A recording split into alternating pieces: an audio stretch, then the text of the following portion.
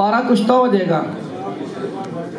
इसको इसी रोगनी हांडी के अंदर ना 5 लीटर पानी डाल देना है कुश्ते पारे में, और 10 तोला 100 ग्राम नशादा ठीकरी पीस के डाल देना है।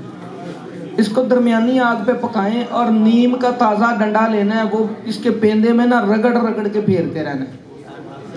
जब पानी आधा किलो बचेगा पारा जिंदा हो जाएगा दोबारा लर्जा हालत में। इसको धो के पारे को निकाल लेना है। इसको फिर दोबारा 1 पाव तेजाब गंधक डाल के फिर कुश्ता कर लेना। इसी तरह से फिर जिंदा करना है। जब 5वीं बार जिंदा करेंगे तो ये 22 कैरेट 21-22 कैरेट रंगीन जिंदा होगा। हर बार निशादर डालना है सर? हर बार निशादर डालना है, नीम का डंडा फेरना है, 5 लीटर पानी डालना है हर बार जिंदा करने के लिए।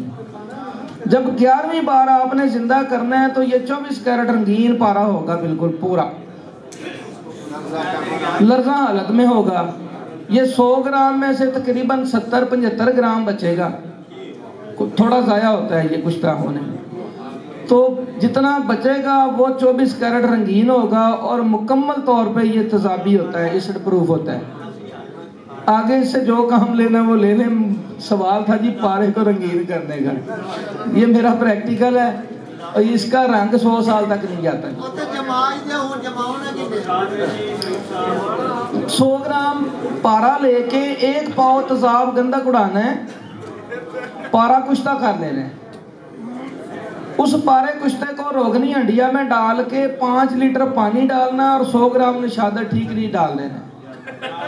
नीम का डंडा फेरना है रगड़ रगड़ के, दरमियानी आग पे पकाएं। जब पानी आधा किलो रह जाएगा पारा लर्जा हालत में जिंदा हो जाएगा कुश्ते से।